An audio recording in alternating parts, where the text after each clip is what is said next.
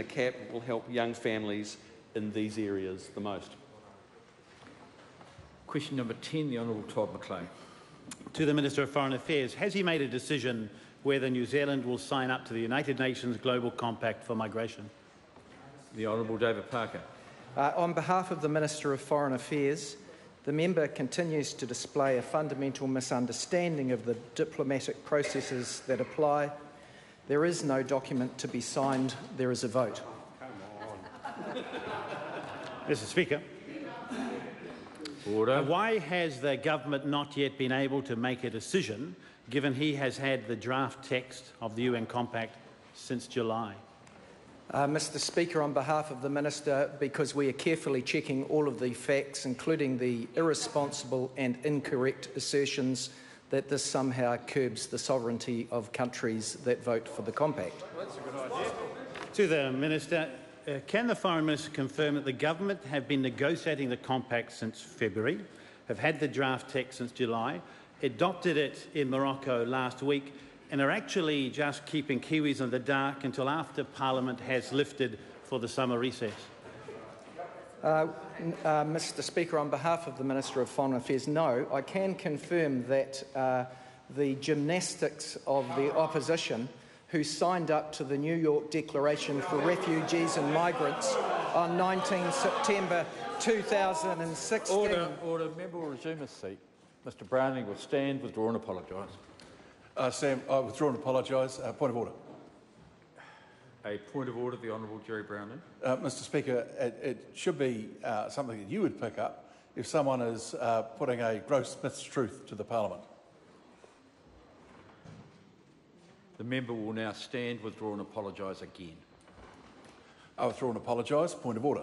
A point of order, the Honourable Gerry Brownlee. Perhaps because it seems the rules are changing a bit, could you advise the House what we do if a minister stands up and says something that is grossly untrue?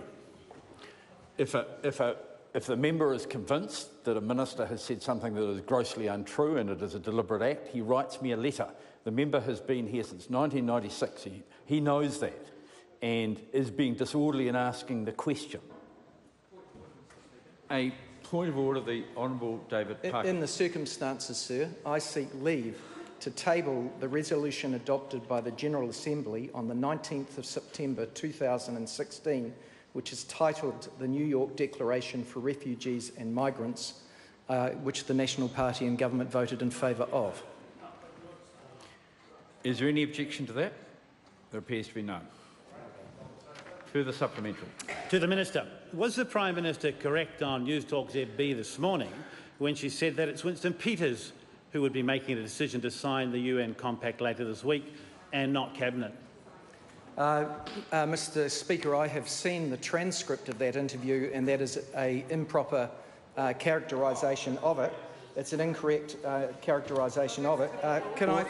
Order. I'm going to ask member resume his seat. I'm going to let the Minister answer the question, but I don't want him to in any way imply that it was a deliberate misquoting of the Prime Minister, because if that was the case, that would also be a breach of privilege, and the Minister can't do that by implication. So I'll ask the Minister just take care with his words.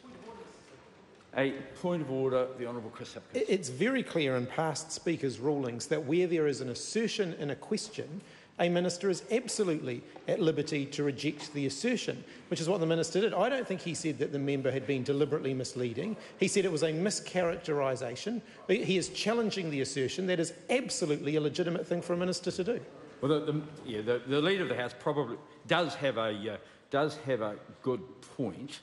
But I think in the circumstances of today, I just ask people to take care.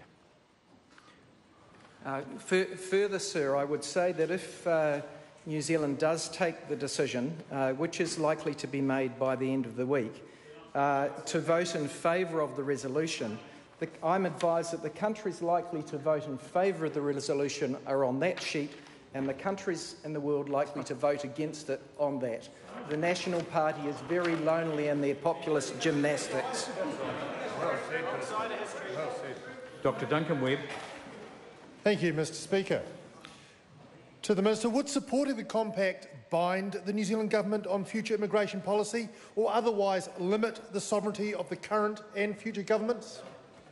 Mr Speaker, on behalf of the Minister of Foreign Affairs, because of the falsehoods that have been spread about this compact, the Government has sought legal advice on its effect to be absolutely sure that supporting the compact would in no way restrict or limit New Zealand's sovereignty, including our ability to set our migration policies. So the answer to the question is no. Does he agree with the statement that the Minister of Foreign Affairs, Winston Peters, made to media that the problem with these non-binding agreements is over time they become binding? And if so, will he inform his Cabinet colleagues of his long-held position on UN agreements? Mr Speaker, I'm going to sort of remind the member that he is, I think, speaking as Winston Peters at the moment. Thank you, Mr Speaker. That gives me considerable latitude. Sir, the first point to make would be that I'm sure that the Minister of Foreign Affairs was speaking in respect of treaties. This is not a treaty. And the second point I would make is that the reversal by the National Party on its earlier position is desperate, opportunist flip-flop, which appears to show that the National Party takeover of Judith Collins is just about complete. Question number 11, Kirtapu Allen. Mr Speaker, my question is... The member resumed his seat. There's questions about whether that was in order or not. It was, I think, a reasonable response to a pretty aggressive political question. Kirtapu Allen. Mr Speaker, my question is to the Minister of Immigration.